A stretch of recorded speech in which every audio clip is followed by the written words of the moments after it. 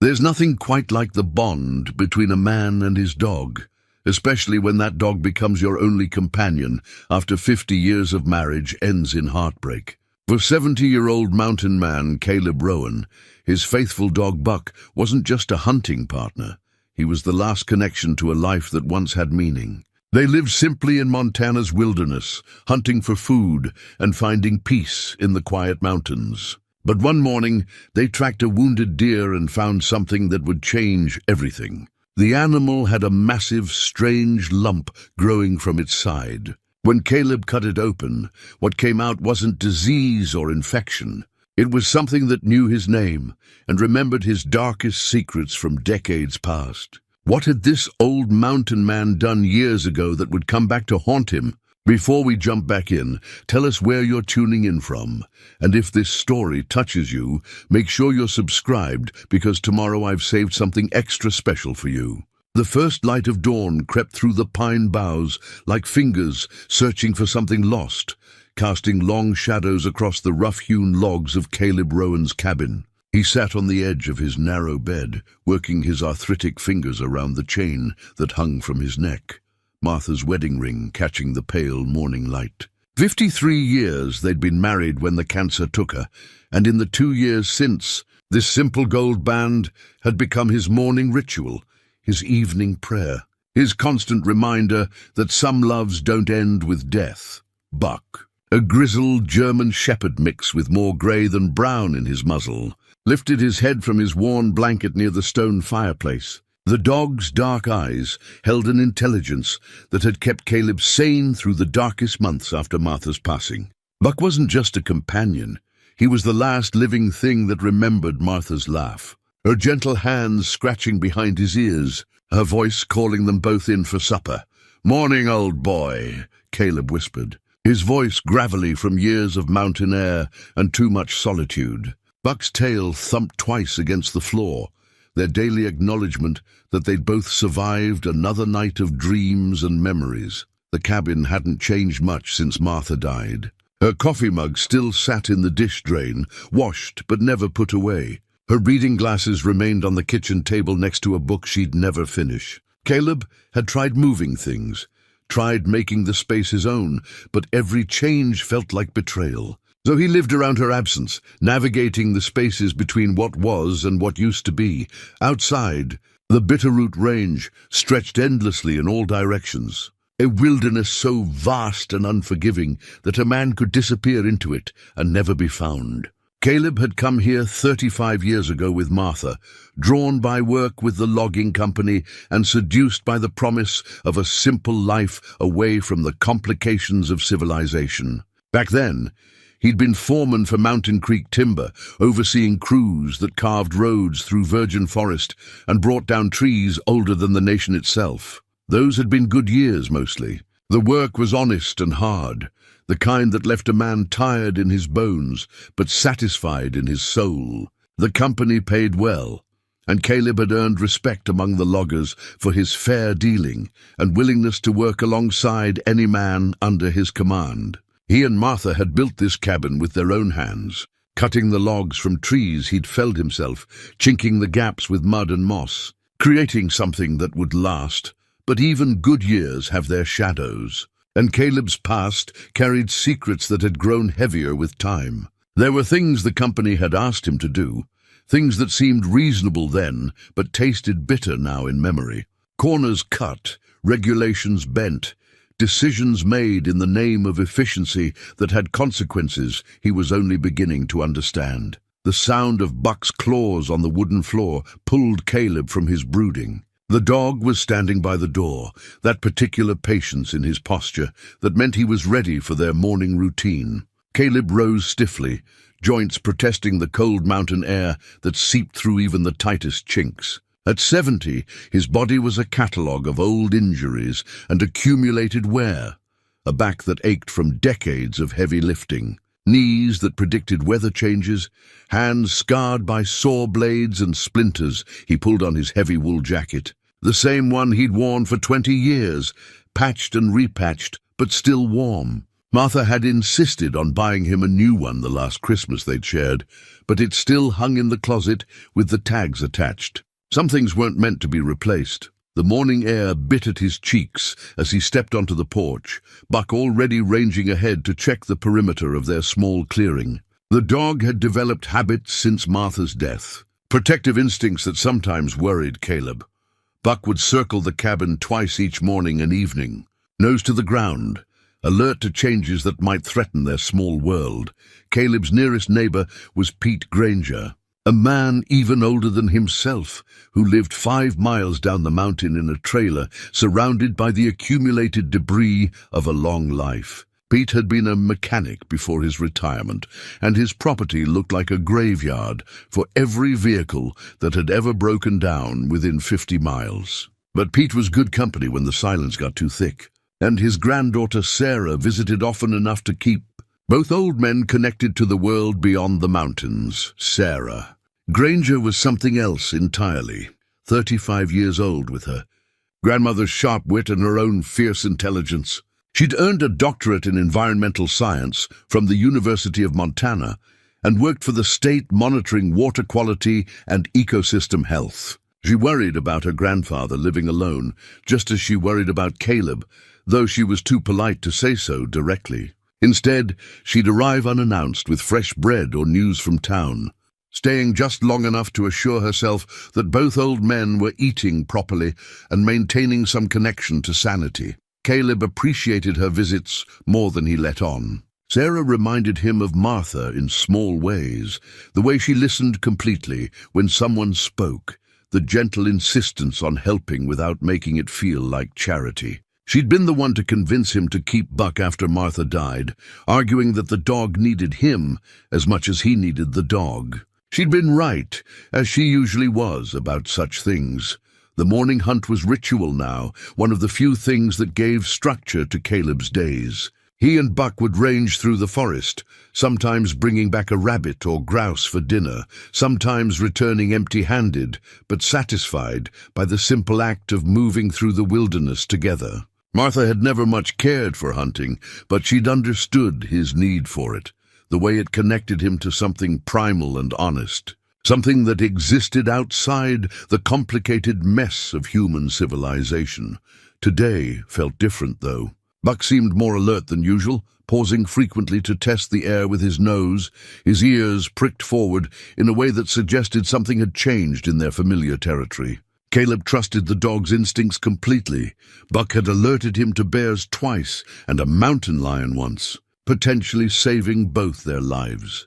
They followed a game trail that wound through a grove of aspens, their leaves already turning the pale yellow that announced autumn's arrival. The trail showed signs of recent deer activity, fresh tracks in the soft earth, broken twigs at browsing height, the musky scent that meant a herd had passed through within the last day or two. But there was something else, something that made Buck's hackles rise slightly as they moved deeper into the trees. The forest felt different, quieter than usual, as if the smaller creatures had found somewhere else to be. Even the birds seemed subdued, their usual morning chatter reduced to occasional nervous chirps. Caleb had learned to pay attention to such signs. The wilderness had its own language, and a man who ignored its warnings didn't last long in country this remote. Martha used to tease him about his mountain sense, but she'd also trusted it completely. When Caleb said they needed to get off the ridge before the weather turned, she never questioned his judgment. As they crested a small rise, Buck suddenly froze, one paw raised, his body rigid with attention. Ahead, through a gap in the trees, something large lay motionless in a small clearing. Caleb approached carefully, one hand resting on the rifle slung across his shoulder, though he doubted he'd need it. The deer was a mature buck, his antlers spreading wide enough to indicate several years of successful survival in these unforgiving mountains. But something was wrong with the animal, terribly wrong. Even from a distance, Caleb could see the massive growth protruding from the deer's side, a grotesque lump the size of a small watermelon that pulsed with its own rhythm. Buck whined softly, a sound Caleb had never heard from the usually stoic dog. The German shepherd refused to approach closer, instead backing away with his tail low and his ears flat against his head. Whatever this was, Buck's instincts were screaming danger. Caleb knelt beside the wounded animal, his experienced eye taking in the labored breathing, the glazed look of pain and exhaustion in the deer's dark eyes. This was an animal at the end of its suffering, and Caleb had seen enough of death to recognize when mercy was the only gift left to give. But the lump, that was something else entirely. It seemed almost alive, the surface moving slightly as if something inside was trying to escape. The skin around it was discolored, shot through with dark veins that looked more like ink than blood. This wasn't any disease Caleb had encountered in 35 years of mountain living. He drew his hunting knife, the blade sharp enough to shave with, worn smooth from decades of use. Martha had given him this knife for their 10th wedding anniversary, the handle carved from elk antler and inscribed with his initials. It had dressed hundreds of animals over the years, had saved his life more than once, had become as much a part of him as his own hands. The deer's eyes found his as he positioned the blade, and Caleb saw something there that chilled him, not just pain, but recognition, as if the animal knew him, had been waiting for him specifically, which was impossible, of course. The dying mind often played tricks, saw patterns where none existed. "Easy now," he whispered, the same words he'd spoken to countless wounded animals over the years. "It's almost over." The cut was clean and quick, ending the deer's suffering in an instant. But as the animal's breathing stopped, the lump seemed to pulse harder, as if responding to the host's death with some desperate urgency of its own. Against every instinct screaming at him to walk away, Caleb positioned his knife over the grotesque growth. Martha had always said his curiosity would be the death of him, and maybe she'd been right. But a lifetime of solving problems had taught him that understanding was always better than ignorance. Even when the truth was ugly, the blade sliced through the diseased skin easily, too easily, and what spilled out onto the forest floor wasn't blood or pus or any natural corruption. It was something else entirely, a dark, viscous substance that seemed to move with purpose, forming shapes that almost looked like symbols before dissolving back into formless ooze. And in the center of it all, gleaming like an accusation, was a small piece of metal stamped with numbers and letters Caleb recognized. A identification tag from Mountain Creek Timber, the company he'd worked for until his retirement 15 years ago. A company that had asked him to do things, terrible things, that he'd spent years trying to forget. Buck's terrified howl echoed through the suddenly silent forest, and Caleb realized that his past hadn't died with Martha's forgiveness. It had been waiting out here in the wilderness, growing and changing and preparing to come home. The Mountain Creek Timber identification tag lay in Caleb's palm, like a fragment of a life he'd thought was buried. The metal was corroded, discolored by whatever foul chemistry had been growing inside that deer, but the numbers were still legible, MCT 1987-047. He knew that designation system by heart. It was from the year he'd been promoted to senior foreman, when the company had started asking him to oversee special projects that didn't appear on any official paperwork. Buck remained at the edge of the clearing, whining and pacing, but refusing to come closer. In 30 years of hunting together, first with Martha and then alone, Caleb had never seen the dog display such fear. Buck had faced down bears with more courage than he was showing now, and that fact settled into Caleb's stomach like a cold stone. The dark substance that had spilled from the deer's growth was changing, spreading across the forest floor in patterns that hurt to look at directly. Not because they were bright or sharp, but because they seemed to twist in ways that made his eyes water and his head ache. Shapes that almost formed letters, symbols that felt familiar but wrong, like words from a language he'd once known but had tried desperately to forget.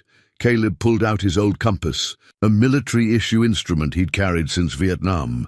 The needle spun wildly, unable to find magnetic north, jerking back and forth as if the very earth beneath his feet had become unreliable. That was impossible. The Bitterroot Range was solid granite and basalt, about as magnetically stable as any place on Earth. Yet the compass needle danced like a thing possessed, finally settling on a bearing that pointed directly at the spreading dark mass. "What in hell?" Caleb whispered, his voice barely audible above Buck's increasingly agitated whimpering. He'd seen strange things in these mountains over the years. Wildlife behaving oddly after harsh winters. Trees growing in unnatural patterns where lightning had struck repeatedly. Even the occasional atmospheric phenomenon that made the aurora borealis visible this far south. But this was different. This felt intentional, directed, as if something with intelligence was announcing its presence.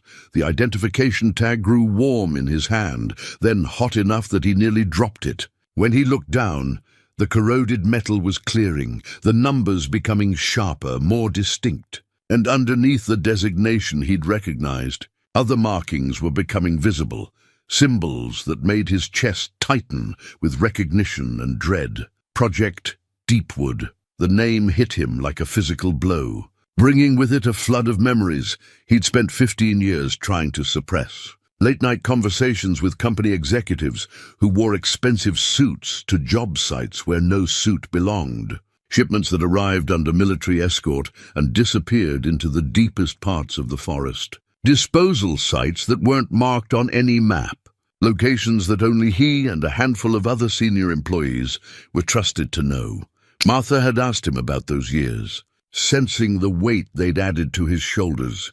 The way he'd wake sometimes in the middle of the night with his hands shaking. But he'd never told her the full truth. Some burdens were too heavy to share, even with the woman who'd promised to love him through everything.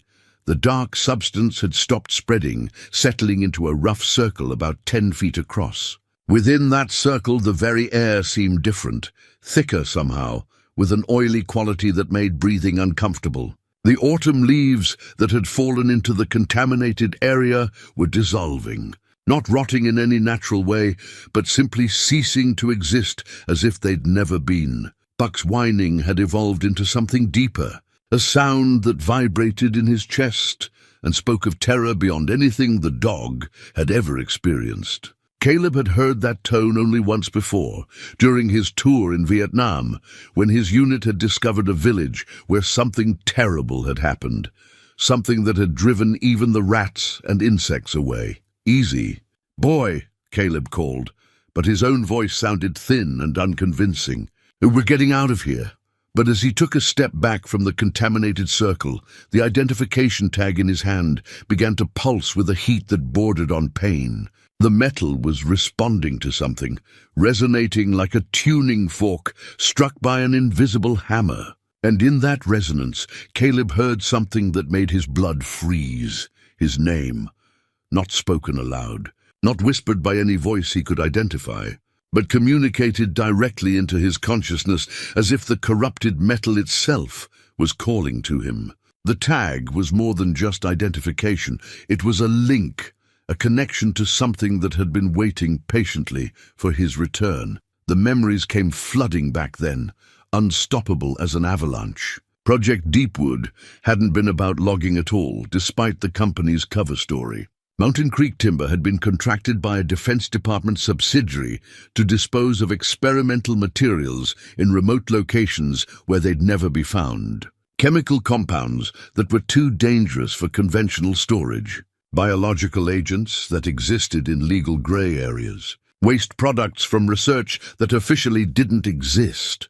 Caleb had been told the materials were inert, neutralized, safe for burial in the deep wilderness where they'd never threaten anyone. He'd supervised the excavation of disposal sites in valleys so remote they didn't have names, locations accessible only by helicopter or days of hiking through terrain that would challenge an experienced mountaineer.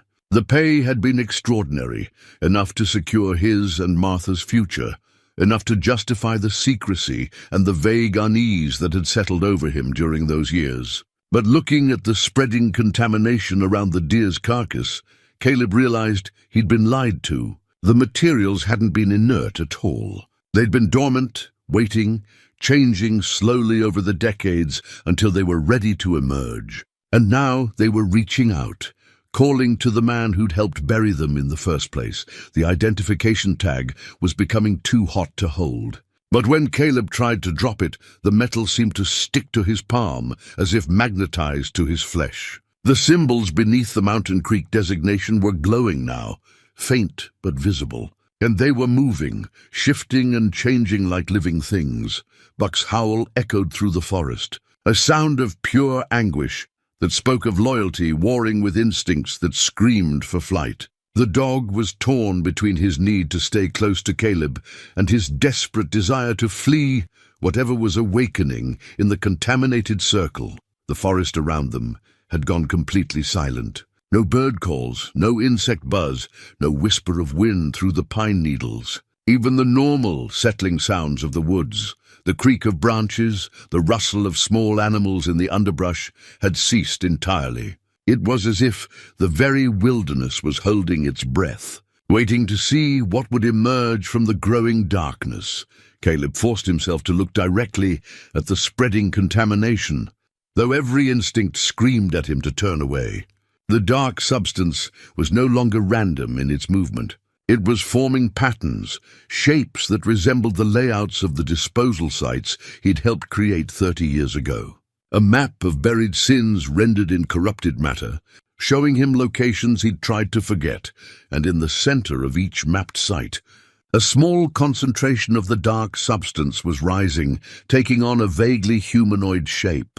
Not human, Caleb was certain of that, but something that had learned to mimic human form through long observation. Something that had been watching from the buried chemicals, learning, growing, preparing for this moment. The shapes were reaching toward him, their movements sluggish but purposeful. They knew him, recognized him as the man who'd placed them in their underground prisons. And now they wanted something from him, payment for years of confinement, compensation for the isolation and darkness they'd endured.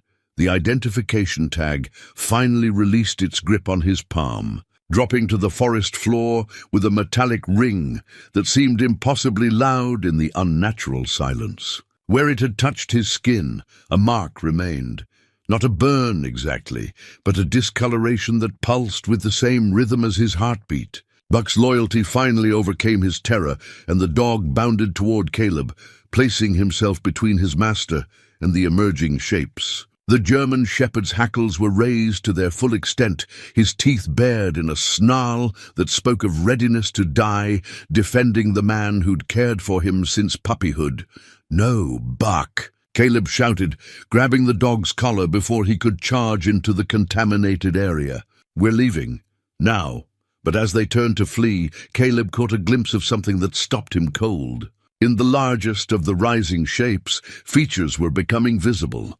A face that was almost human, but wrong in ways that made his vision blur. And in that face he saw recognition. Not just knowledge of who he was, but awareness of what he'd done, understanding of the choices he'd made and the consequences he'd tried to avoid.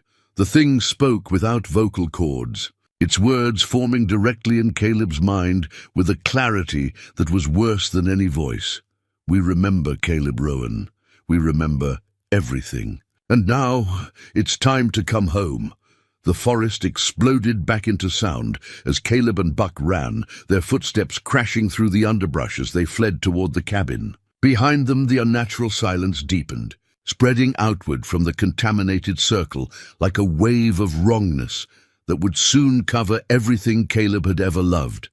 His past had found him at last, and it was hungry for more than just recognition. It wanted payment in full for 30 years of buried guilt, and it wouldn't stop until it had collected every ounce of what he owed. Caleb didn't remember the run back to the cabin, only Buck's urgent breathing beside him and the burn in his lungs as they crashed through familiar trails that suddenly felt foreign and threatening. His 70-year-old body wasn't built for running anymore, and by the time they reached the clearing around his home, his chest felt like it might explode, and his legs trembled with exhaustion. Buck reached the porch first, turning to watch the forest line with his ears pricked forward and his tail rigid. The dog's behavior had shifted from terror to protective alertness, as if whatever had frightened him in the contaminated clearing was now something he needed to guard against. Caleb fumbled with his keys, his hands shaking not just from exertion, but from the memory of that voice speaking directly into his mind. Inside the cabin, he collapsed into Martha's old rocking chair, the one she'd used for reading in the evenings while he worked on equipment maintenance or planning the next day's activities. The familiar creak of the wood and the lingering scent of her lavender soap should have been comforting. But tonight, they only emphasized how alone he was with whatever was happening in the forest.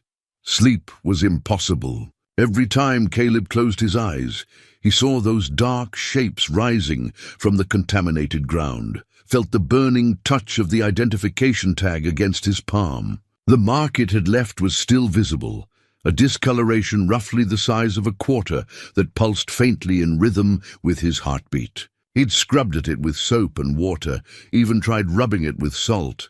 But the mark remained stubbornly visible.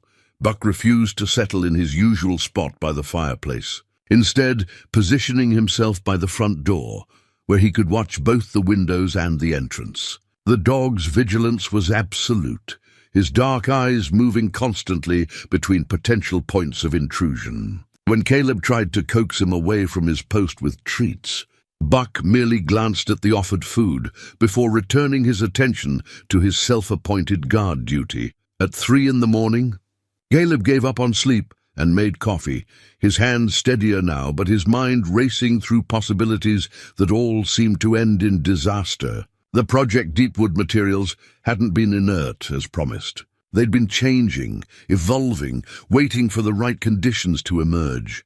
And somehow they remembered him, knew his name, his face, his role in their burial. The rational part of his mind insisted this was impossible. Chemicals didn't develop consciousness. Waste materials didn't form memories or hold grudges. But the mark on his palm pulsed with undeniable reality.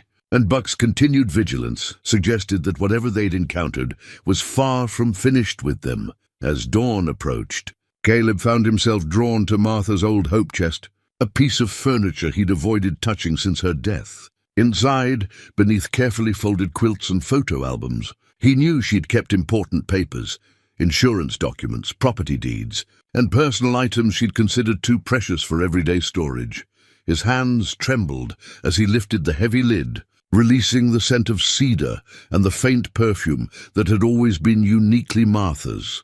The quilts were still perfectly folded, made by her grandmother and saved for special occasions that had never quite seemed special enough. Beneath them, wrapped in tissue paper, were photographs from their early years together, their wedding, the construction of the cabin, holidays with friends who had long since moved away or passed on.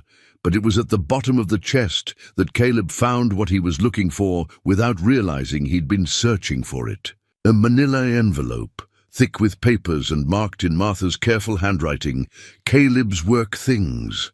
Important. Inside were documents he'd never seen before, though they bore his name and signature on every page. Employment contracts with Mountain Creek Timber that included clauses about special projects and confidentiality agreements. Insurance forms covering hazardous material handling, medical waivers that absolved the company of liability for long-term health effects from exposure to experimental substances. And at the bottom of the stack, a photograph that made his blood run cold. The image was partially burned, as if someone had tried to destroy it but hadn't completed the job.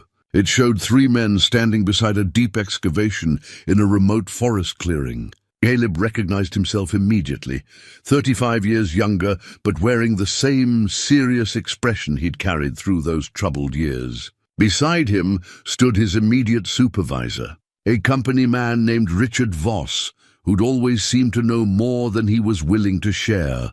But it was the third man who made Caleb's hands shake as he held the photograph. The face was mostly obscured by burn damage, but enough remained to trigger a flood of unwelcome memories. Dr. Marcus Webb, the government liaison who'd overseen the disposal operations with the cold efficiency of a man accustomed to making difficult decisions. Webb had been the one to assure Caleb that the buried materials posed no long-term threat, that the remote locations would keep them safely isolated from human contact.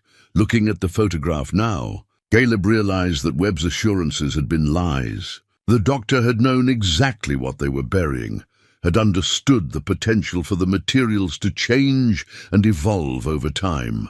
Project Deepwood hadn't been a disposal operation at all. It had been a long-term experiment with the wilderness as a laboratory and Caleb as an unwitting test subject. Martha had known. Somehow she'd discovered the truth about his work and had kept these documents hidden, waiting for the day when he might need them. The realization brought tears to his eyes, not just grief for her loss, but gratitude for her continued protection even after death. Buck's low growl interrupted his reading, and Caleb looked up to see the dog standing rigid by the window that faced the forest. Outside, the morning light revealed something that made his heart pound with renewed fear. The trees at the edge of the clearing were wrong, not dead or diseased, but changed in ways that hurt to look at directly. The bark seemed to move slightly, flowing like water frozen mid-cascade. The leaves rustled without wind, their surfaces reflecting light in patterns that suggested the presence of something that didn't belong in any natural forest. And at the base of several trees, dark stains were spreading through the soil, creeping toward the cabin with the patience of something that had waited decades and could wait decades more. The contamination was spreading, following his scent trail back from the deer carcass to his home. Whatever intelligence guided the corrupted material, it had learned enough about human behavior to understand that Caleb would return to the place he felt safest. Now it was coming for him, bringing its hunger for payment and its memories of burial in the dark earth. Caleb gathered the documents from Martha's envelope, stuffing them into a waterproof bag along with what few supplies he could carry quickly. The cabin had been his sanctuary for 35 years, but it was about to become a trap.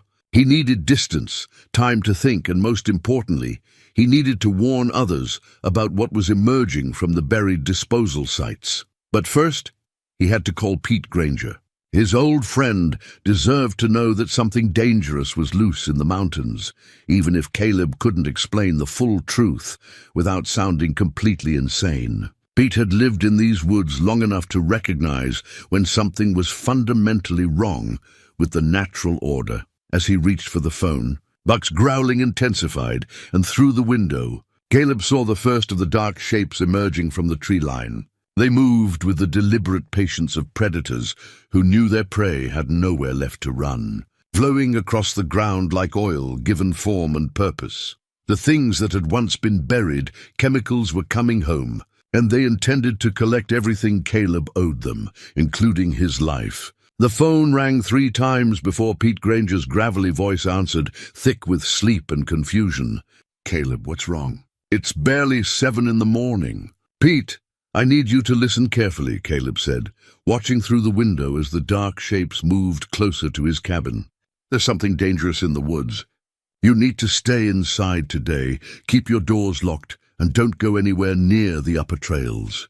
"Dangerous how?" "You talking about that mountain lion Sarah mentioned seeing tracks of last week?" Caleb struggled to find words that wouldn't make him sound like a man losing his grip on reality. "Not a mountain lion. Something else. Chemical contamination, maybe. Just promise me you'll stay put until I can get down there and explain properly." Pete's voice sharpened with concern. "Caleb, you sound rattled. What happened up there?" Before Caleb could answer, the sound of tires on gravel announced an unexpected visitor. Through the front window, he saw Sarah Granger's familiar green pickup truck pulling into his driveway, the early morning sun glinting off her windshield. She climbed out with the purposeful stride of someone on a mission, carrying what looked like a canvas bag of supplies. "Sarah's here," Caleb told Pete, relief flooding through him. "I'll bring her with me when I come down to explain. Just stay inside, okay? You're scaring me, old friend."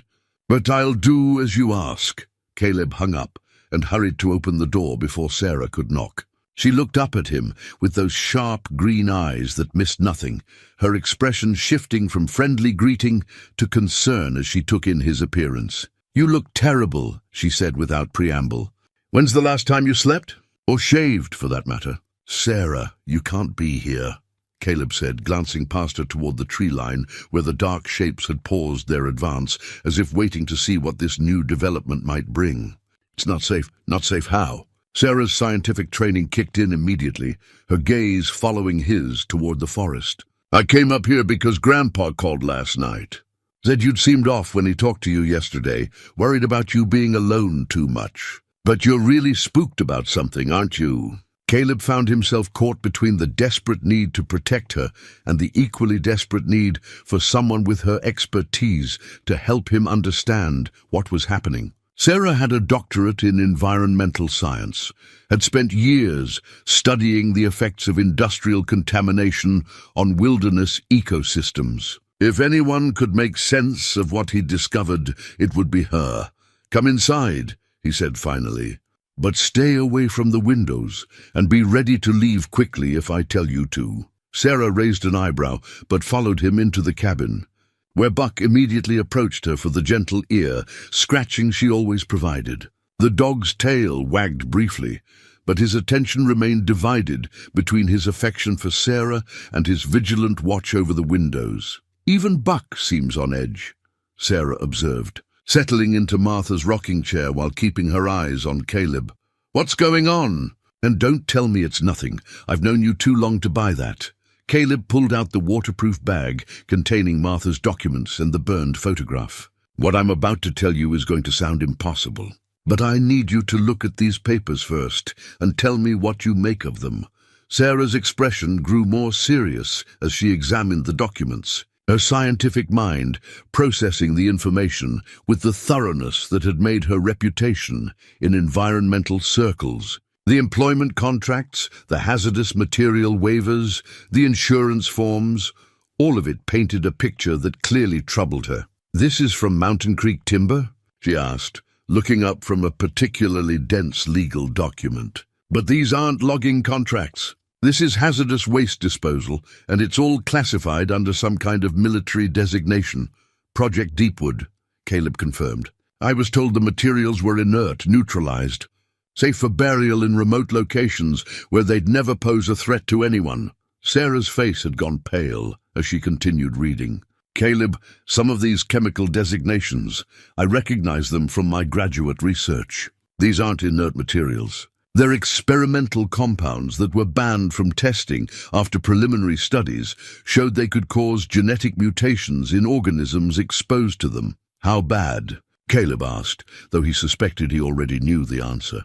"Bad enough that the Environmental Protection Agency classified them as weapons of mass destruction," Sarah said, her voice barely above a whisper.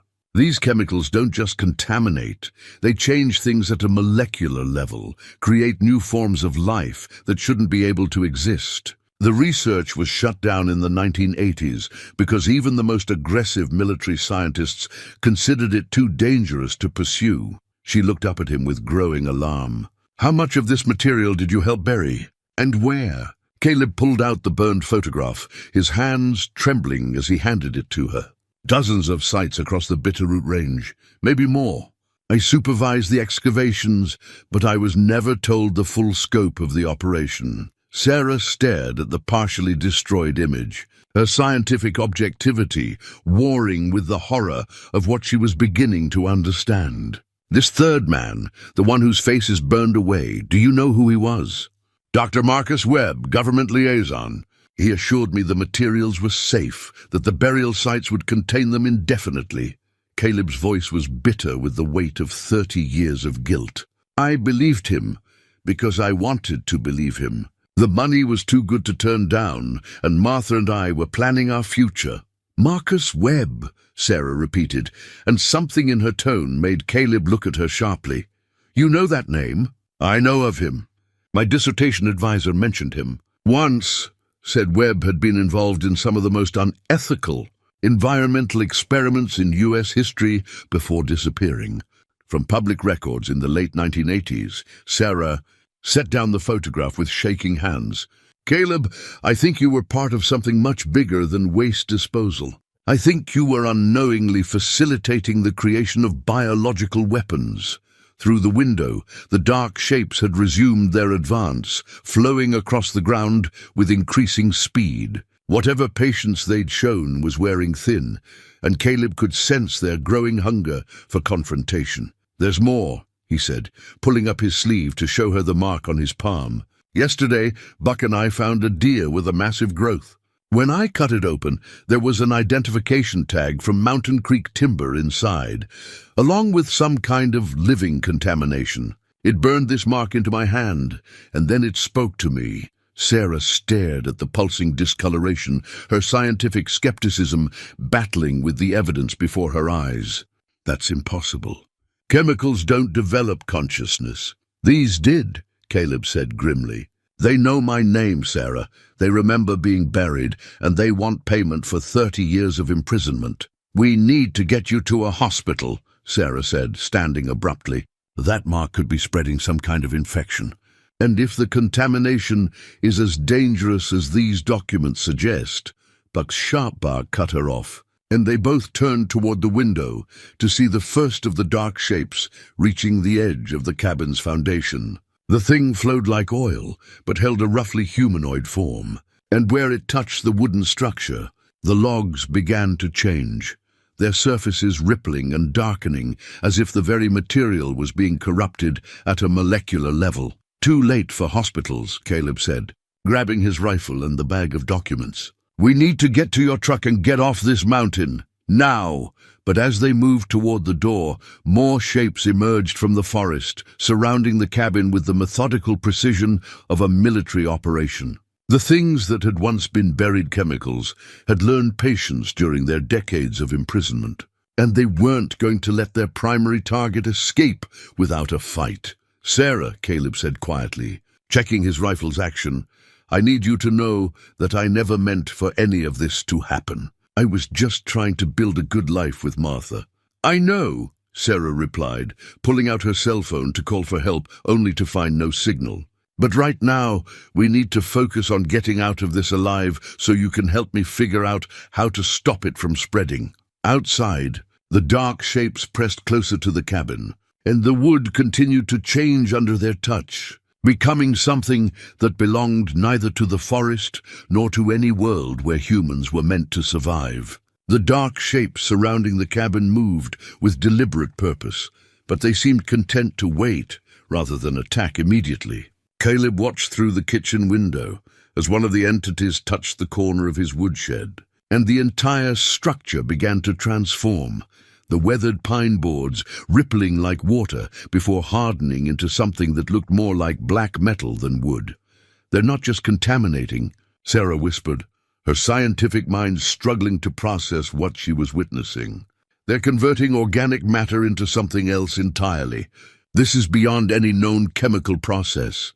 Buck positioned himself between Sarah and the front door, his hackles raised, but his growling more controlled now. The dog seemed to understand that panic would serve no purpose. They needed strategy, not fear. "How long until they decide waiting isn't worth it?" Sarah asked, pulling equipment from her canvas bag. Caleb was surprised to see that she'd brought what looked like scientific instruments, a handheld spectrometer, a digital pH meter, and something that resembled a Geiger counter, but with additional sensors. "You came prepared for environmental testing," he observed. "I've been monitoring unusual readings in the watershed for the past 6 months, Sarah explained, assembling her equipment with practiced efficiency. Elevated heavy metal concentrations in streams that drain from the upper elevations, pH fluctuations that don't match any known geological processes. I was planning to ask you about possible contamination sources on the mountain." She activated the Geiger counter-like device, and immediately it began clicking rapidly, the digital display showing radiation levels that made her face go pale. "Caleb, this isn't just chemical contamination. Whatever's out there is putting out gamma radiation at levels that should be lethal to anything organic." "But we're not dead," Caleb pointed out. "No, we're not. Which means either the readings are wrong, or those things are somehow shielding us from the full effects. Sarah adjusted the device's settings, frowning at the results. Or they want us alive for something. The spectrometer readings were equally disturbing. Sarah's equipment detected chemical signatures that didn't match anything in her database, elements that seemed to exist in impossible combinations, molecular structures that defied the basic rules of chemistry she'd learned in graduate school. "I need to get closer to one of them," Sarah said, moving toward the window. "Absolutely not," Caleb replied, grabbing her arm. "Those things killed a full-grown deer just by growing inside it. I'm not letting you anywhere near them. Caleb, if this contamination spreads beyond the mountain, it could affect thousands of people. I need data to understand how it works, what its limitations are, how we might be able to stop it." Before Caleb could argue further, his landline phone rang. The sound was jarring in the unnatural silence that had settled over the forest. And for a moment both he and Sarah stared at it, as if it might be another manifestation of the corruption outside. "Should be Pete," Caleb said, answering cautiously. "Pete?" "Caleb, thank God." Pete's voice was tight with worry. "I've been trying to reach you for an hour. There's something you need to know about those documents Sarah found." "What do you mean?" "After you called this morning, I couldn't stop thinking about that name, Dr. Marcus Webb, so I made some calls to old friends, guys who worked construction and logging back in the day. Turns out Webb didn't disappear after the project ended." Caleb felt his stomach drop. "Where is he?" "That's the thing. Nobody knows for sure. But Tommy Rodriguez, who used to drive truck for Mountain Creek, swears he saw Webb in town about 6 months ago. Driving a government vehicle, meeting with people who looked like federal agents." Sarah grabbed Caleb's arm, her eyes wide. 6 months ago? That's when I started detecting the anomalous readings in the watershed." "Pete," Caleb said into the phone, "are you sure it was Webb?" "Tommy's sure," said the man. Looked older but unmistakable. Tall, thin, that dead-eyed stare that always made people uncomfortable. Webb was asking questions about the old logging roads, specifically the ones that led to the remote disposal sites. "Why would he come back after 30 years? Sarah asked. "Maybe he never left," Caleb realized with growing dread. "Maybe he's been monitoring the sites, waiting for them to activate." Pete's voice crackled through the phone with increasing urgency. "There's more." Tommy said Webb had equipment with him, sensors, monitoring devices. "Like he was tracking something, or waiting for something to emerge," Sarah whispered. Through the window, the dark shapes seemed to respond to their conversation, pressing closer to the cabin walls. Where they touched the foundation, the concrete began to change, developing a crystalline structure that pulsed with faint luminescence. "Pete, I need you to stay inside and keep your doors locked," Caleb said. "If anyone comes around asking about us or about the old logging operations, don't tell them anything." "Caleb, what aren't you telling me?" Before Caleb could answer, Sarah's radiation detector began screaming, not just clicking rapidly, but emitting a continuous alarm that filled the cabin with its urgent warning. The readings on the display were climbing beyond the device's ability to measure.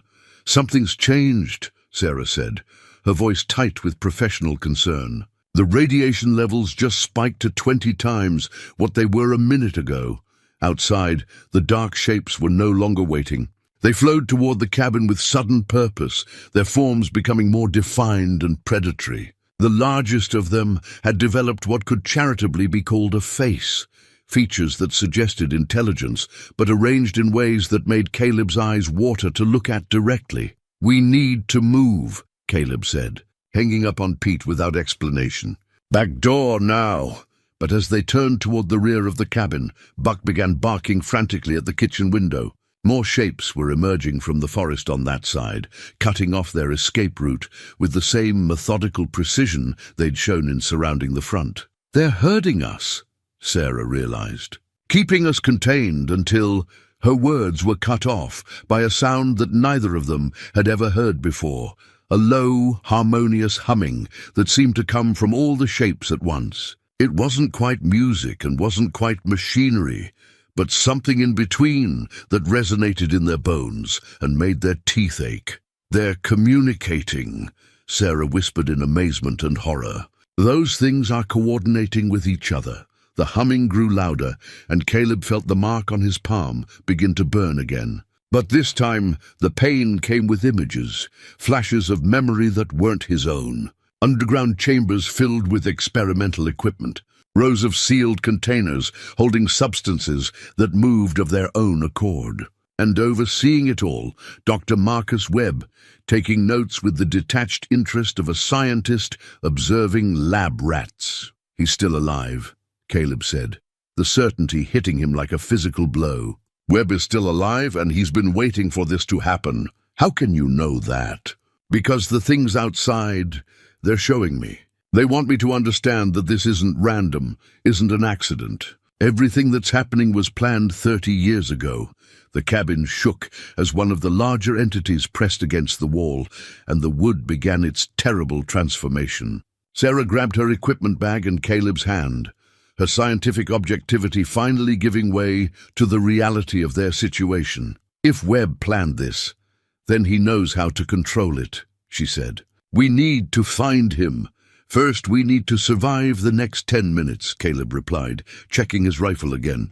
"Those things aren't going to wait much longer." As if responding to his words, the humming outside rose to a crescendo, and the dark shapes began to merge, flowing together into something larger and more purposeful than anything the forest had ever contained. They were done being patient, done observing. It was time to collect what they believed Caleb owed them, and they intended to do it whether he was willing or not. The merged entity outside had grown to the size of a small truck, its form constantly shifting between liquid darkness and something that almost resembled living tissue. As it pressed against the cabin's walls, Caleb could hear the wood groaning under pressure that seemed to come from more than just physical force.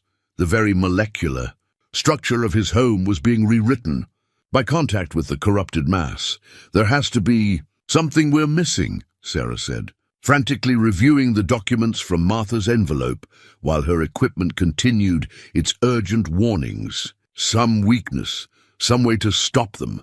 Buck had positioned himself at the exact center of the cabin, turning slowly to keep watch on all sides as the entities pressed closer. The dog's behavior had shifted again, less panicked now, more like a soldier accepting the inevitability of battle while remaining alert for any opportunity. "Wait," Sarah said suddenly, holding up one of the insurance documents. "Look at this clause about long-term exposure effects. It mentions genetic memory preservation as a potential side effect of the experimental compounds." "What does that mean?" Caleb asked, though he suspected the answer would be worse than he wanted to hear. "It means the chemicals don't just change organisms, they record information about them. DNA sequences, neural patterns, even memories." Sarah's face had gone completely pale. "Caleb, I think those things outside aren't just contamination. They're a record of everyone who was ever exposed to the buried materials, including the people who buried them." Caleb realized with growing horror. "That's why they know your name, why they remember being buried. They have access to your memories from when you handled the containers, breathed the air around the disposal sites." Sarah grabbed his arm with shaking hands. "If this is true, then they know everything you know, every location, every person involved, every detail about the project." The implications hit Caleb like a physical blow. If the entities had absorbed his memories, they would know about Pete, about Sarah, about every innocent person who might become a target. They would also know about Martha, about how much she'd meant to him, about his vulnerabilities and fears. The cabin shuddered again, and this time the sound of splintering wood accompanied the groaning. The entities weren't just pressing against the structure anymore. They were actively dissolving the barriers between themselves and their target. "We need to get to my truck," Sarah said, gathering her equipment. "If we can reach town, warn the authorities." "No good," Caleb interrupted, pointing toward the window. Sarah's pickup truck was surrounded by smaller entities that had flowed from the main mass, and the vehicle itself was beginning to show signs of the same molecular corruption that was affecting the cabin. The metal was becoming fluid, reshaping itself in ways that suggested the truck would never run again. Sarah stared at her transformed vehicle with the expression of someone watching their last hope disappear. "Then we're trapped." "Not yet," Caleb said, moving toward Martha's hope chest. "There's something else in here, something Martha saved that I thought I'd never need again." He pushed aside the remaining quilts and photo albums, searching for something he'd buried as deeply as the toxic materials in the forest. At the very bottom of the chest, wrapped in oilcloth and hidden beneath a false bottom Martha had helped him construct, were items from a life he'd tried to forget, military medals, including a Purple Heart from Vietnam, service papers documenting tours of duty in places that officially didn't exist, and most importantly, a military radio, old but maintained, capable of reaching emergency frequencies that might still be monitored. "You were in the service," Sarah observed, watching him unwrap the radio with practiced efficiency. "2 tours in Vietnam, then some work afterward that I'm not supposed to talk about," Caleb replied, his fingers remembering the radio's operation despite decades of disuse. "Special operations behind enemy lines. I learned how to survive when everything goes wrong."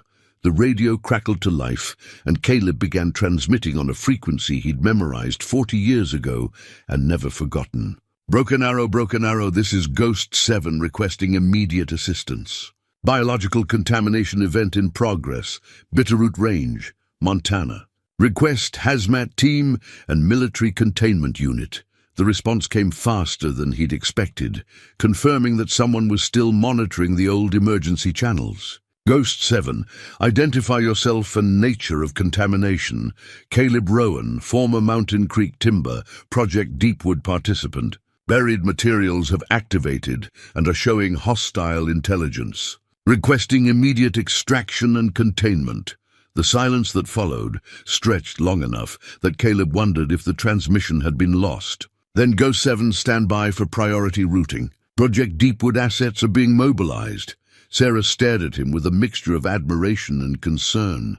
"Project Deepwood assets? That sounds like they were expecting this." "Because they were," Caleb realized with sick certainty.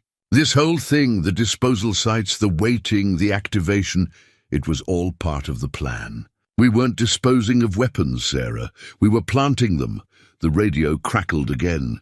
"Ghost 7, your position is being tracked through your transmission. Military containment team en route, ETA 40 minutes. Maintain position and avoid direct contact with contaminated entities." "Copy that," Caleb replied, though he suspected 40 minutes might be longer than they had. The cabin walls were now visibly dissolving where the entities touched them, and the air inside was growing thick with an oily mist that made breathing difficult. Buck began barking again, but this time his attention was focused on something new. A sound approaching through the forest that was definitely mechanical rather than organic. The rumble of multiple vehicles moving fast over rough terrain, accompanied by the distinctive whop-whop-whop of helicopter rotors. "That's not 40 minutes, Sarah said, moving to the window despite the danger. Through the dissolving walls, they could see lights approaching through the trees. Not the soft glow of headlights, but the harsh white beams of military-grade illumination. The entities surrounding the cabin seemed to sense the approaching threat, their forms shifting from aggressive advance to defensive positioning. But it was what Sarah saw in her equipment that made her grab Caleb's arm with sudden urgency. The radiation readings, they're spiking again, but not from the entities. From whatever's coming through the forest. The radio burst to life with a new voice, one that made Caleb's blood run cold with recognition. "Ghost 7, this is Dr. Marcus Webb. I'm approaching your position with a containment team. Please maintain your current location. We have the situation under control." "Webb," Caleb whispered, and the mark on his palm began burning with renewed intensity. "Ghost 7, I want to assure you that your participation in Project Deepwood has been exemplary. The activation event you're experiencing was always part of the long-term strategy. You and the entities are both valuable assets that we intend to preserve." Sarah grabbed the radio from Caleb's hands.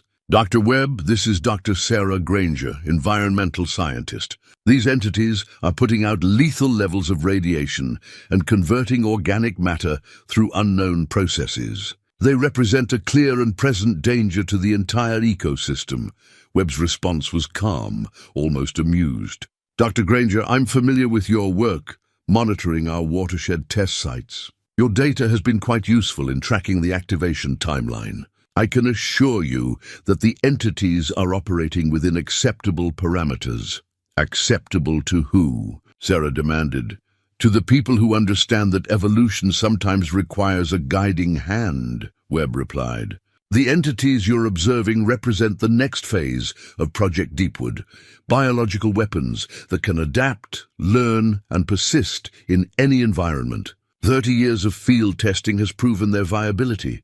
The approaching lights were now visible through the forest, and Caleb could see that Webb's containment team included vehicles that looked more like mobile laboratories than rescue units. This wasn't a rescue operation. It was a harvest. Caleb, Webb's voice continued through the radio, you've done excellent work as our unwitting field observer.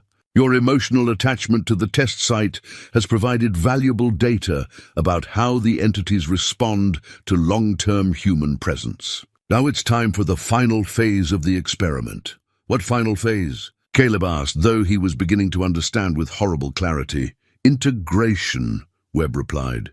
The entities have absorbed enough human genetic material and memory to begin the next phase of their development. They need a stable biological host to complete their evolution, someone with intimate knowledge of their creation and deep emotional ties to the test environment. Bucks. Barking had become a continuous alarm as the military vehicles broke through the tree line, their lights illuminating the transformed landscape around the cabin. The entities surrounding the building were no longer trying to break in. They were waiting, as if they knew that their true purpose was about to be fulfilled. You planned this, Sarah said into the radio, her voice shaking with anger. All of it, the disposal sites, the contamination, even bringing us together here. Dr. Granger, your grandfather Pete has been providing us with regular reports about Mr. Rowan's psychological state for the past 2 years. We needed to ensure he would be emotionally stable enough for the integration process.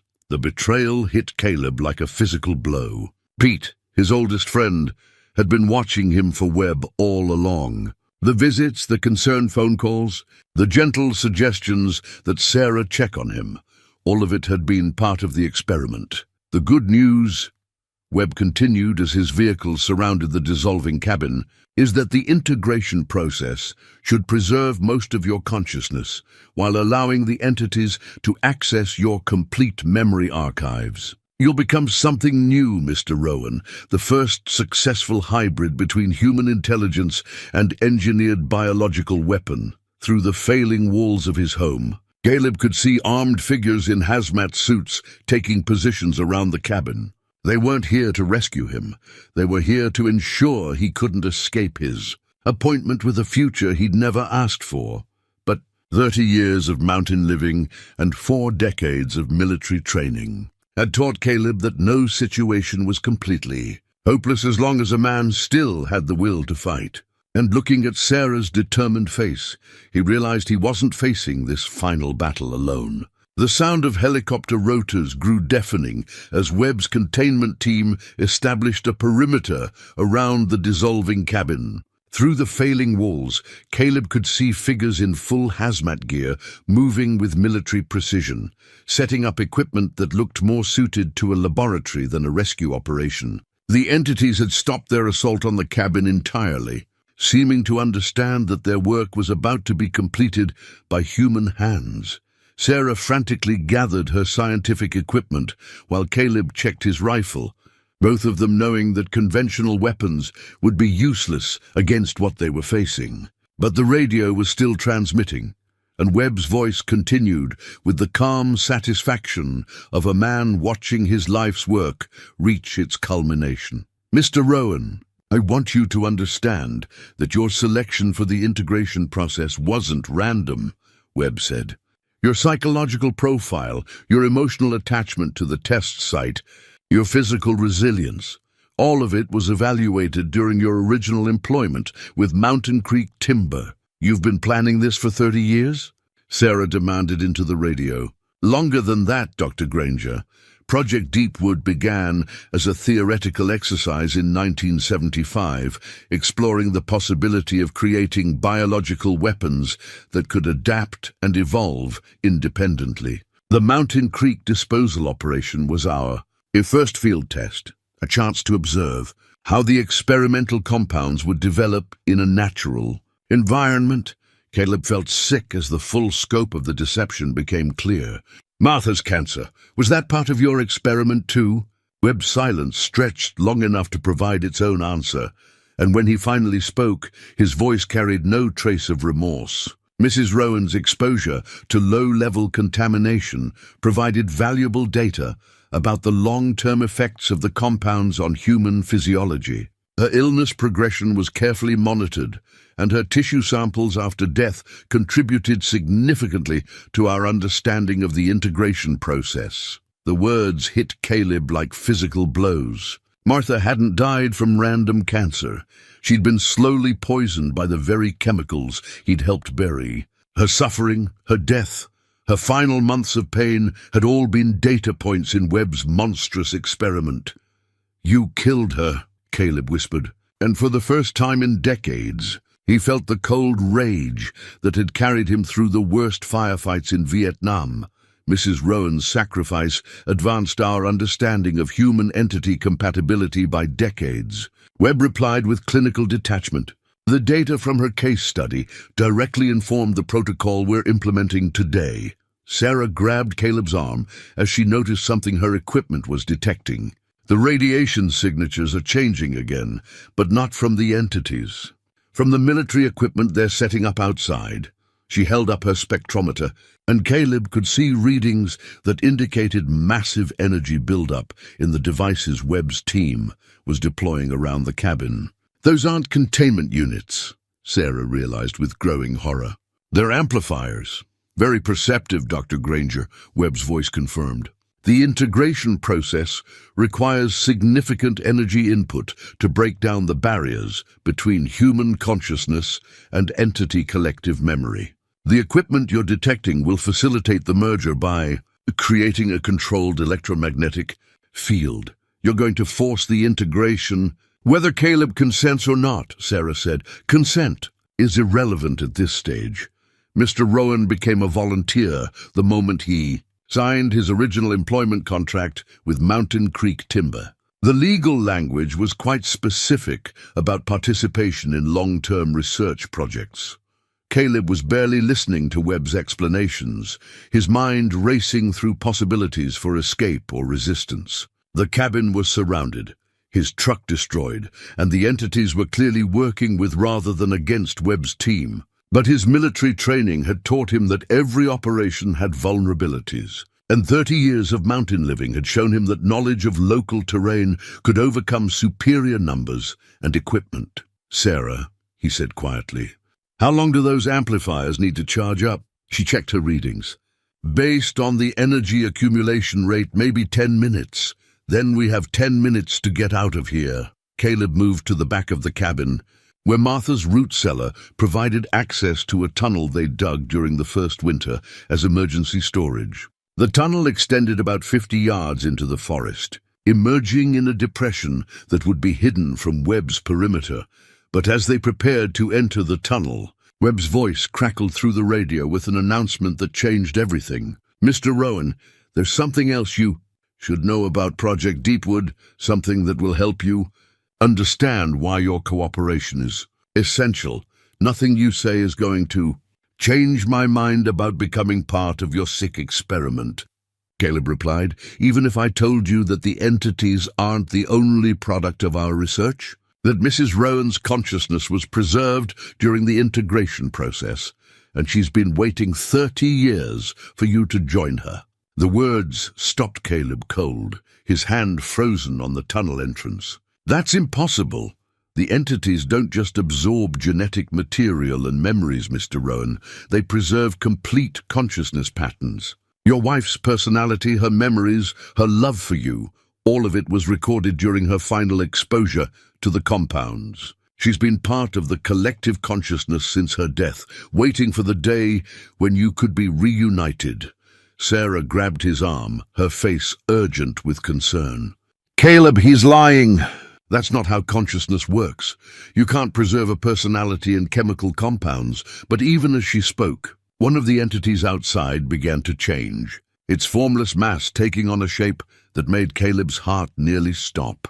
The figure was indistinct but unmistakably feminine, moving with a grace that he recognized even through the corruption of its unnatural form. "Martha?" he whispered, and the entity responded by pressing closer to the cabin wall, its form becoming more defined with each passing moment. "She's been calling to you through the mark on your palm," Webb explained. "The burning sensation you've experienced, that was Mrs. Rowan trying to communicate, trying to guide you toward reunion. The entities brought you here not for punishment, but for love." The shaped entity outside had developed features now, eyes that held intelligence and recognition, a stance that spoke of patience rewarded. And despite the wrongness of its form, despite the corruption that had twisted it into something that shouldn't exist, Caleb could see Martha in its movements. "This is psychological warfare," Sarah said urgently. "He's using your grief against you, showing you what you want to see." But the entity that claimed to be Martha was reaching toward the cabin wall, and where its hand touched the dissolving wood, words began to form in script that Caleb recognized, Martha's careful handwriting. The same script that had labeled the envelope containing his secret documents. "My dearest Caleb," the words read, "I've been waiting so long to tell you that I understand why you made the choices you did. Come to me and we can be together forever, unchanged by time or death." The message was so perfectly Martha, her voice, her way of understanding and forgiving, her ability to see past his mistakes to the man she'd fallen in love with. And despite everything he knew about Webb's manipulation, despite Sarah's warnings and his own rational mind, Caleb felt himself drawn toward the entity that wore his wife's shape. 10 minutes, Mr. Rowan," Webb's voice continued. "In 10 minutes, the amplifiers will be ready, and the integration will begin, whether you participate willingly or not. But if you come outside now, if you accept the reunion that Mrs. Rowan has been waiting 30 years to offer, the process will be gentle, loving, a true joining rather than a forced merger." The mark on Caleb's palm was burning again. But this time the pain felt different, not like injury, but like the ache of old scar tissue responding to changes in weather. And in that burning, he could swear he felt Martha's touch, her hand reaching across 30 years of separation to guide him home. "Caleb," Sarah said desperately, "please don't do this. Whatever that thing is, it's not your wife. It's a weapon that's learned to mimic her, to use your love against you." But the entity outside had begun to hum, not the discordant sound the others had made, but a melody Caleb recognized. Martha's favorite song, the one she'd hummed while cooking dinner or working in her garden. A simple tune that had been the soundtrack to the happiest years of his life. And despite every rational thought in his head, despite the warnings of the woman who was trying to save him, Caleb found himself moving toward the door, drawn by the promise of ending 30 years of loneliness and guilt in the arms of the woman who had been his whole world. The integration process was about to begin, and for the first time since discovering the contaminated deer, Caleb wasn't sure he wanted to resist it. Caleb's hand was on the door handle, the metal warm under his palm, as the entity outside continued its haunting melody. But Sarah's desperate voice cut through the emotional fog that threatened to overwhelm his judgment. "Caleb, look at me," she said, grabbing his face and forcing him to meet her eyes. "I know what you're feeling. I know how much you miss her. But that thing outside isn't Martha. It's using her memory to manipulate you into becoming part of Webb's weapon." The rational part of Caleb's mind knew she was right. 30 years of mountain solitude had taught him to trust his instincts, and every survival instinct he possessed was screaming warnings about the entity outside. But the emotional wound of Martha's loss was deeper than rationality, deeper than fear, deeper than the will to live. What if it really is her? He whispered. What if she's been trapped in that collective consciousness, waiting for me to join her? Then we find another way to free her, Sarah replied, with fierce determination. But we don't hand ourselves over to Webb's experiment on the chance that his promises are true. Buck padded over to Caleb. The dog's warm presence, an anchor to reality in the swirling chaos of emotional manipulation. The German shepherd looked up at his master with dark eyes that held absolute trust. Trust that Caleb would make the right choice. Trust that 30 years of loyalty and companionship meant something. The radio crackled again, and this time the voice wasn't Webb's. Caleb, can you hear me? The words were distorted, filtered through layers of electronic interference, but the tone was unmistakably Pete Granger's. Sarah grabbed the radio. Pete, where are you? About 2 miles out with a convoy of federal agents, Pete's voice replied, heavy with shame and urgency. Caleb, I need you to know that I never intended for things to go this far. Webb told me he was monitoring environmental health, keeping track of contamination that might affect the watershed. I thought I was helping protect the community. How long have you been reporting on me? Caleb asked, his voice flat with betrayal. 2 years, since Martha died. Webb said the grief might make you unstable, might cause you to do something that would expose the old disposal sites. He convinced me that keeping an eye on you was protecting everyone. The amplifiers outside were humming now, building toward the energy levels needed for forced integration.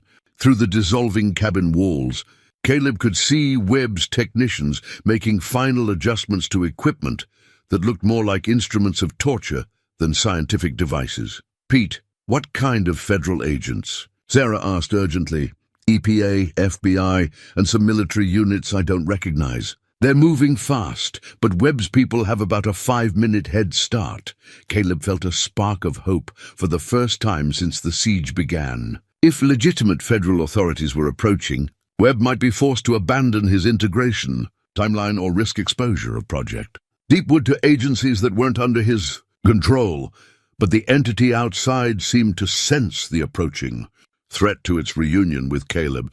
The Martha-shaped form pressed harder against the cabin wall, its features becoming more distinct and desperate.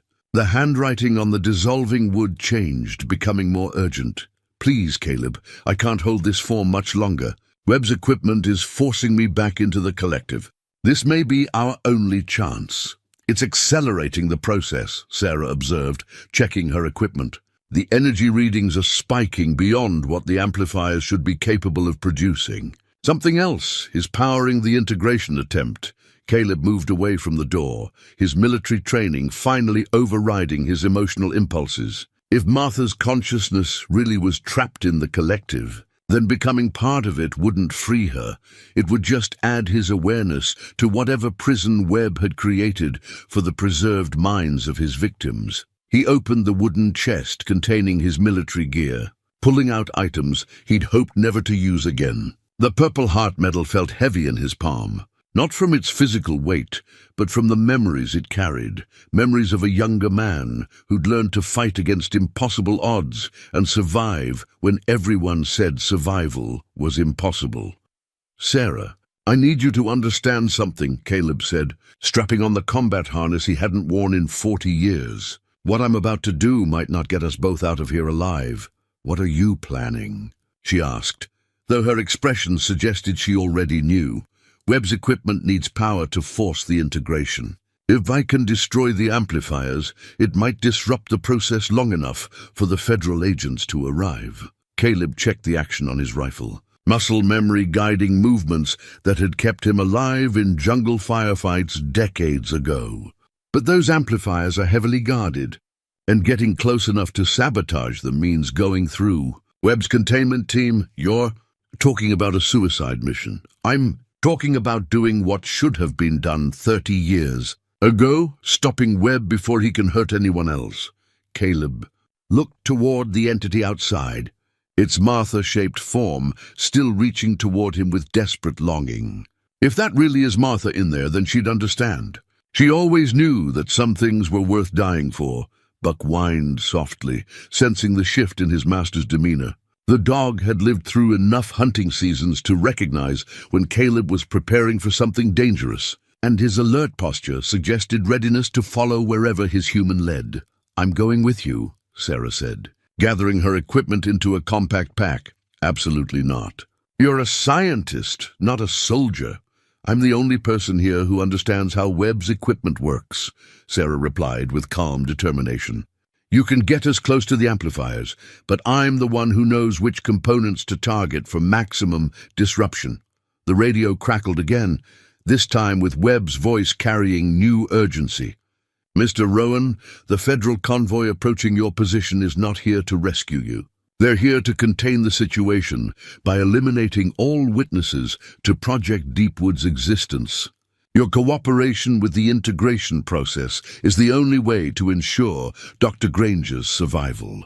"He's lying," Sarah said immediately. "The EPA doesn't execute civilians to maintain secrecy," but Caleb wasn't so sure. His black operations experience had taught him that government agencies were capable of extraordinary measures when national security was at stake. If Project Deepwood was classified at the highest levels, the approaching agents might indeed have orders to sanitize the situation completely. The amplifiers outside reached full power with a sound like reality tearing at its seams. The entity claiming to be Martha began to glow with unnatural light, its form becoming more solid and defined as the forced integration process prepared to begin. "Time's up," Webb announced over the radio. "Mr. Rowan, step outside now, or we begin forced extraction." Caleb made his choice with the cold calculation that had kept him alive through 2 tours in Vietnam and a dozen classified operations afterward. He activated the old emergency beacon hidden in his military gear, a device that would broadcast his location and situation to any military units monitoring the tactical frequencies. "Sarah, when I give the signal, you run for the tunnel. Don't look back, don't try to help me, just get to those federal agents and tell them everything you know about Project Deepwood." "What about you?" Caleb shouldered his rifle and moved toward the front door, Buck falling into position beside him with the loyalty of a soldier who'd followed orders into hell before. "I'm going to give Webb something he didn't plan for, a target that shoots back." The mark on his palm was burning like fire now.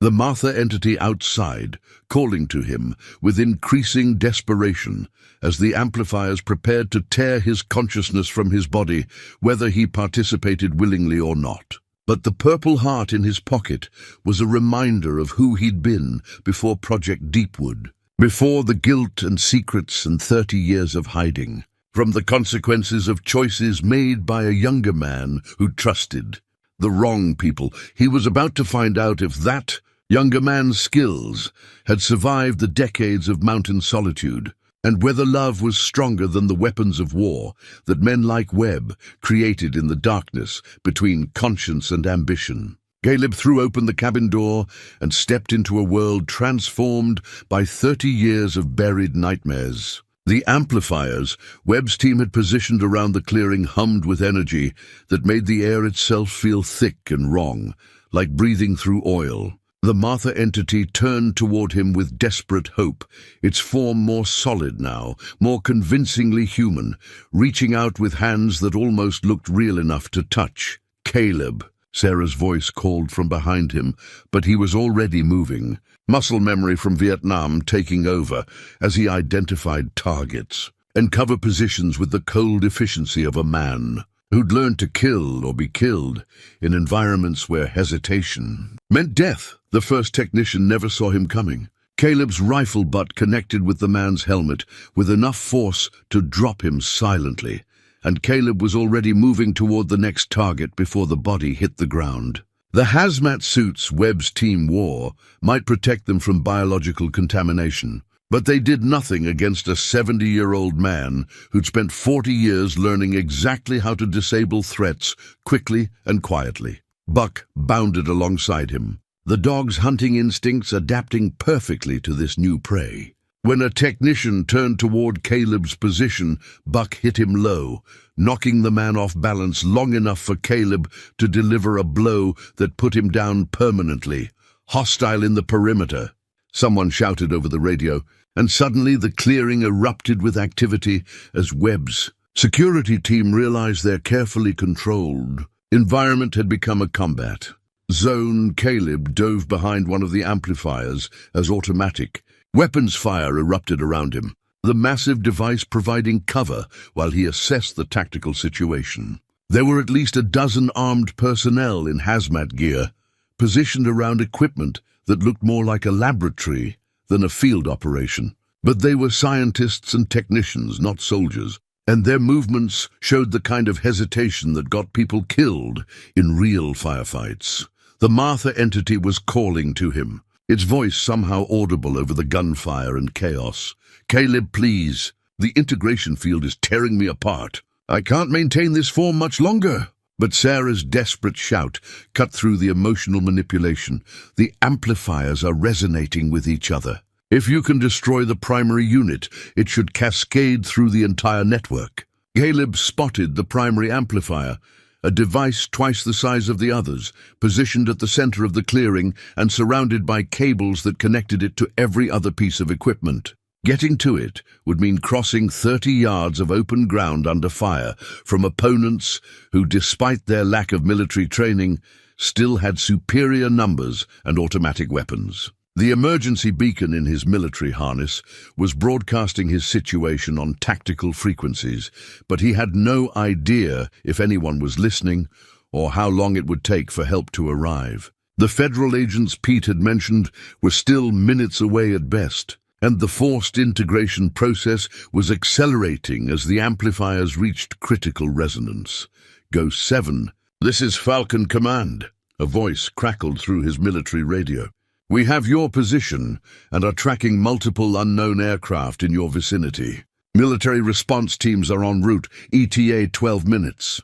12 minutes might as well have been 12 hours. The integration field was already affecting his thinking, making it harder to focus on tactical considerations as memories that weren't his own began bleeding into his consciousness. He could see flashes of the collective awareness the entities shared, decades of buried existence. The slow accumulation of consciousness from every organism that had come into contact with the contaminated sites, and threaded through it all, like a golden thread in a tapestry of darkness. He could sense something that might truly be Martha, not the shaped entity calling to him, but a deeper presence woven into the collective memory of Project Deepwood's victims. Contact left. Buck's warning bark snapped Caleb back to immediate reality as 3 of Webb's security team flanked around the amplifier he was using for cover. The dog launched himself at the lead figure while Caleb rolled right, his rifle coming up to engage targets that were close enough to touch. The firefight was brief and brutal. 40 years of muscle memory guided Caleb's movements as he neutralized the threat with the kind of violence that had kept him alive in jungles where the enemy could be anyone and anything. But the exertion was taking its toll on his 70-year-old body, and he could feel his heart hammering against his ribs with dangerous intensity. Sarah appeared at his side, carrying her scientific equipment and a flare gun she'd found in the cabin's emergency supplies. "I've identified the resonance frequency they're using," she said, breathing hard from her sprint across the clearing. "If I can get close enough to inject a counter-frequency into the primary amplifier, it should create a feedback loop that destroys the entire network." "How close?" Caleb asked, reloading his rifle while scanning for the next wave of threats. "Close enough to touch it. The field they're generating would interfere with any remote signal." Caleb looked across the open ground between their position and the primary amplifier. Webb's remaining security team had taken defensive positions around the device, and the Martha entity was standing directly beside it, her form flickering between solid and translucent as the integration field fluctuated. "That's a suicide run," he said bluntly. "Not if you provide covering fire," Sarah replied. checking the settings on her equipment. I just need 30 seconds to plant the device and activate the counter frequency. Webb's voice echoed across the clearing through external speakers. Calm despite the chaos around him. Mr. Rowan, you're only delaying the inevitable. The integration process has already begun. You can feel it, can't you? The collective consciousness reaching out, drawing you in. Soon you won't be able to distinguish between your memories and theirs. It was true.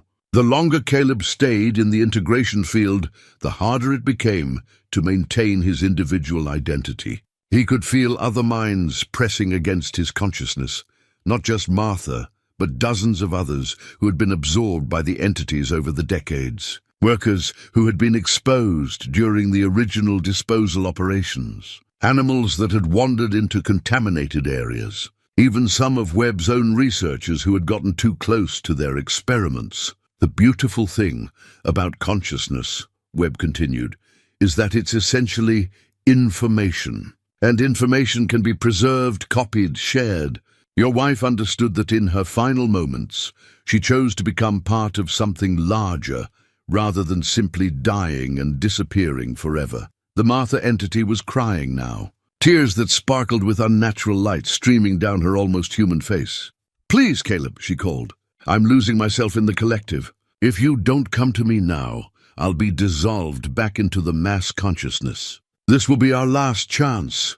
Buck whined softly, his instincts torn between loyalty to Caleb and terror of the unnatural forces surrounding them. The dog's hackles were raised, but he remained at his master's side, ready to follow whatever decision Caleb made. "Sarah," Caleb said quietly, "when I start shooting, you run for that amplifier and you don't stop for anything. Not even if I go down." "Caleb, promise me," he interrupted. "Whatever happens to me, you stop this thing before it spreads beyond the mountain." Sarah nodded, her face pale but determined. "What about Martha? If she really is trapped in there, then the kindest thing we can do is set her free," Caleb replied, though the words felt like tearing his heart out. "Martha would never want to be part of something that hurts innocent people, even if it meant we could be together again." He rose from cover, his rifle ready, the Purple Heart in his pocket, a reminder of who he'd been before Project Deepwood corrupted everything he'd tried to build with Martha. The integration field pulled at his consciousness, promising reunion and peace. But 40 years of mountain solitude had taught him that some things were worth fighting for, even when the fight seemed hopeless. "Now!" he shouted, and opened fire on Webb's security team while Sarah sprinted toward the primary amplifier with the device that might save them all, or might get them both killed in the attempt. Sarah ran through gunfire like a woman possessed, her scientific equipment clutched against her chest while bullets whined past her head. Caleb's covering fire was precise and deadly, each shot dropping one of Webb's security team with the mechanical efficiency of a man who'd learned to kill in places where mercy was a luxury that got good people dead. But the integration field was affecting him more with each passing second. Foreign memories bled into his consciousness. The terror of animals caught in contaminated zones. The confusion of researchers who'd realized too late what they'd become part of. And threading through it all, a presence that felt achingly familiar. Martha. Not the entity calling to him from beside the amplifier, but something deeper in the collective consciousness, a core of identity that had somehow remained intact through 30 years of absorption and integration. She was there, buried in the mass of accumulated minds, and she was trying to tell him something not like this. Her voice whispered in his mind, clearer than it had been since her death. "This isn't love, Caleb, this is prison. Don't let him trap you too." Buck's agonized howl cut through the gunfire, and Caleb turned to see one of Webb's technicians raising a weapon toward the dog. Without thinking, Caleb threw himself between Buck and the threat, feeling the impact of the bullet as it tore through his shoulder and spun him around. The pain was immediate and overwhelming, but it also had an unexpected effect. The physical trauma seemed to disrupt the integration field's hold on his consciousness, giving him a moment of clarity in the midst of the psychic chaos. Sarah reached the primary amplifier and immediately began connecting her counter-frequency device to the main power coupling. Her hands moved with the precision of someone who understood exactly what she was doing, but Caleb could see more of Webb's team moving to intercept her. 30 seconds. She shouted over the noise of the failing amplifier network.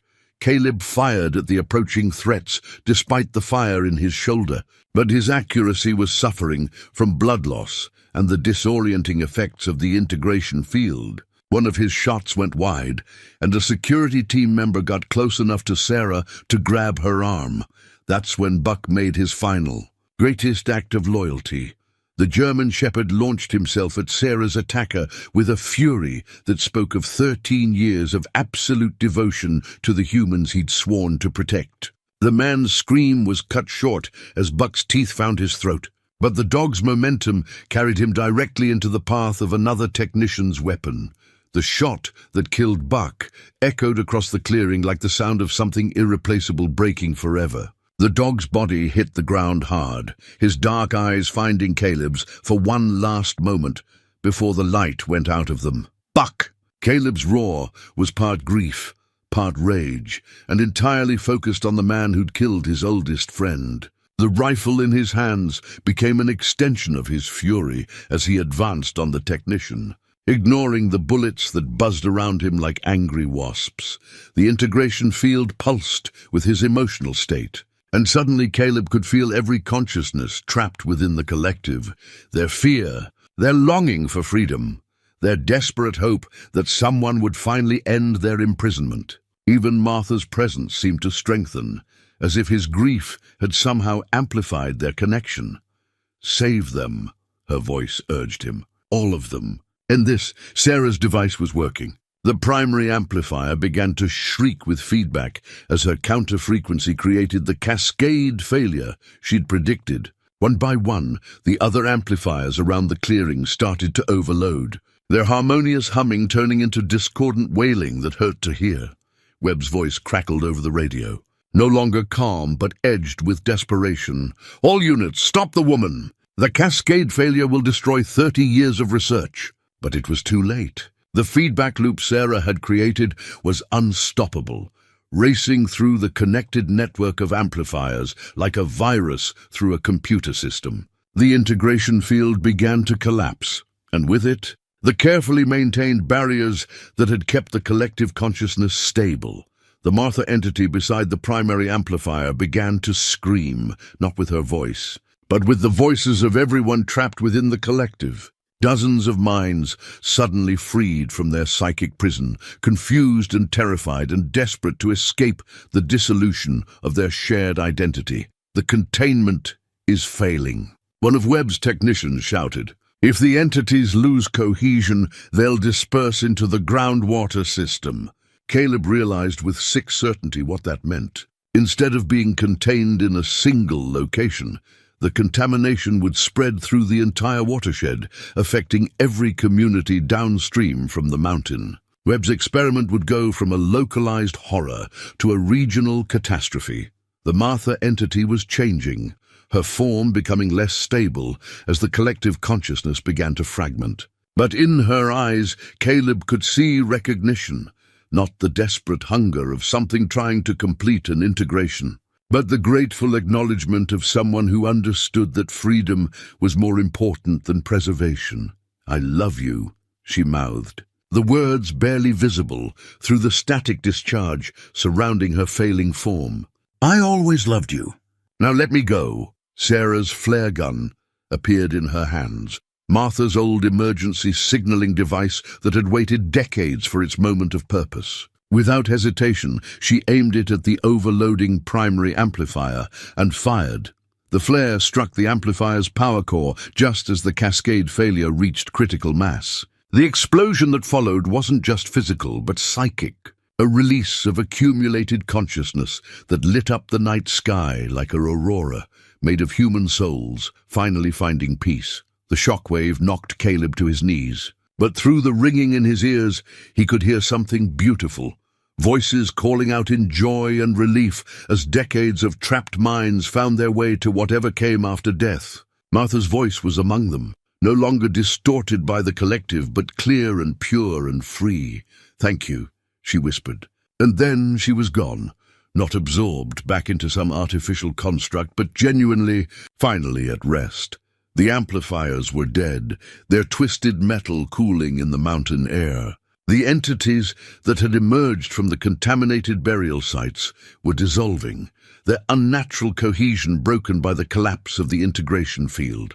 And across the clearing, Webb's remaining team was surrendering to the federal agents who had finally arrived to contain a situation that was already resolving itself. Caleb crawled to where Buck lay still in the grass, his faithful companion's sacrifice having saved not just Sarah, but potentially thousands of people downstream from the mountain. The dog's collar was still warm under his hands, and for a moment, Caleb could almost pretend that Buck was just sleeping after a long day of hunting. But the sound of approaching helicopters reminded him that this particular hunt was over, and it was time to face whatever consequences came from 30 years of buried secrets finally clawing their way into the light. 6 months later, Caleb sat on the rebuilt porch of his cabin, watching Sarah direct the environmental remediation teams that had been working the mountain since the night Project Deepwood finally died.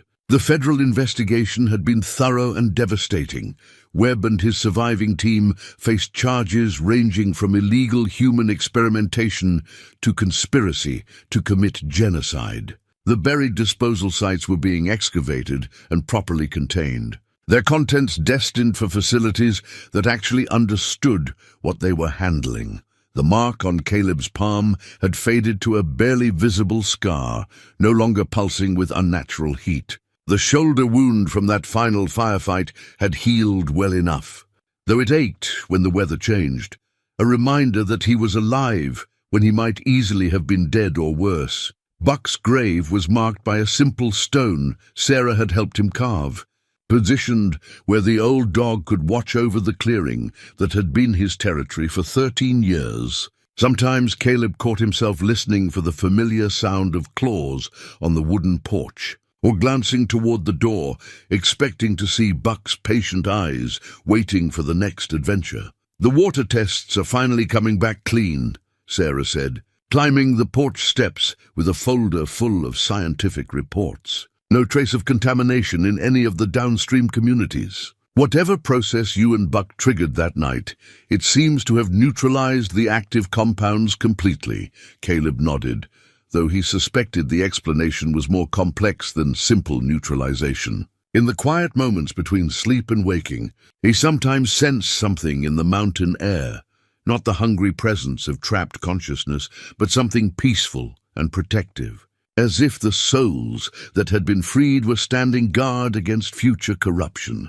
"Pete stopped by while you were walking the perimeter," Sarah continued. "He wanted you to know that his testimony helped the prosecutors understand the full scope of Webb's manipulation." Apparently, Webb had been running similar observation programs in 6 other states, using local contacts to monitor potential test subjects. The betrayal still stung, but Caleb had found it easier to forgive Pete's unwitting participation than to carry the weight of anger alongside everything else he'd endured. Pete had been manipulated just as thoroughly as everyone else in Webb's web of deception, and his guilt was punishment enough for an old man who'd thought he was protecting his community. "Any word on the other sites?" Caleb asked, all contained or neutralized. "The FBI task force has been working around the clock to locate every disposal site from the original Project Deepwood documents." Sarah sat beside him in Martha's old rocking chair, which she'd claimed during the long months of cleanup and investigation. "It looks like your site was the only one that achieved full activation. The others were still dormant when the containment teams reached them." Caleb wondered if that was coincidence, or if something about this particular mountain, something about his presence here, his grief, his guilt, had been necessary to trigger the awakening process. Webb's notes, recovered from his mobile laboratory, suggested that emotional resonance played a crucial role in activating the experimental compounds. The entities had needed someone who carried the weight of their burial, someone whose memories they could access and use to understand the world they'd been excluded from. A small movement at the edge of the clearing caught his attention, and Caleb smiled for the first time in days. A young German shepherd puppy emerged from the tree line, tail wagging as it bounded toward the porch with the kind of fearless enthusiasm that only came with youth and ignorance of danger. "She's beautiful," Sarah said, watching the puppy investigate the scents around Buck's grave with serious concentration. "Are you sure you're ready for this?"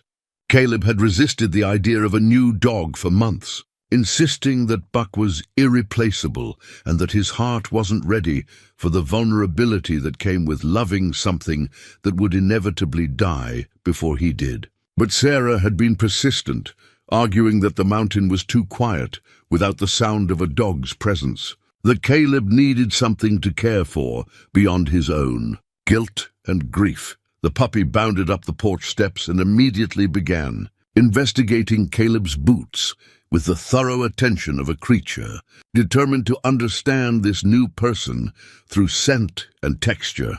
When she looked up at him with dark eyes that held echoes of Buck's intelligence, Caleb felt something in his chest loosen for the first time since that terrible night. "What are you going to call her?" Sarah asked.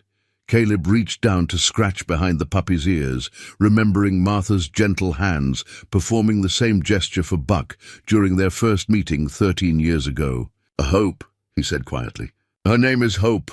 The puppy's tail wagged harder at the sound of her new name, and she immediately claimed the spot on the porch where Buck used to lie, as if she understood that she was inheriting not just a home, but a legacy of loyalty and protection. "The EPA wants to establish a permanent monitoring station here," Sarah said, pulling out another folder. "They're offering to hire you as a consultant. Given your knowledge of the original disposal operations and your familiarity with the terrain, that would mean staying," Caleb observed. "Is that a problem?" Caleb looked out across the clearing where Martha's garden had once grown, where Buck had chased rabbits and squirrels, where the final battle against Project Deepwood had been fought and won. For 30 years, this place had been his sanctuary from the consequences of choices made by a younger man.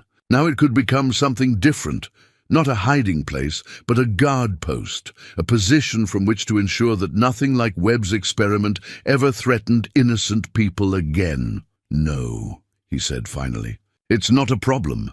Hope curled up against his feet, already claiming him as her own, with the possessive affection that came naturally to her breed. In the distance, Caleb could hear the sound of the remediation teams packing up their equipment, their work finally complete. The mountain was clean again, its streams running clear, its soil free from the corruption that had festered in the darkness for 3 decades. But more than that, Caleb was clean too. The guilt that had driven him to this remote cabin was finally laid to rest, alongside the souls he'd helped free from their psychic prison. Martha's forgiveness, spoken through the collective consciousness in those final moments, had lifted a weight he'd carried for so long, he'd forgotten what it felt like to stand straight. As the sun set behind the peaks of the Bitterroot Range, Caleb rocked gently in his chair, one hand resting on Hope's warm fur, while Sarah reviewed reports that would help prevent future environmental disasters.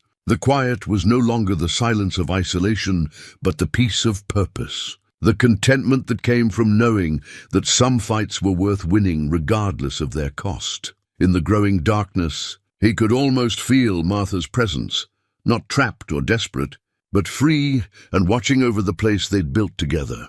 Buck's spirit seemed to join her, the two of them standing guard over a mountain that had seen too much death, but had finally found its way back to life. Hope's collar jingled softly as she adjusted her position, a small sound that spoke of beginnings rather than endings, of love that persisted beyond loss, of hope that bloomed even in soil that had been poisoned by the worst impulses of human ambition. The mountain was safe. The people downstream were protected. And for the first time in 30 years, Caleb Rowan was truly home.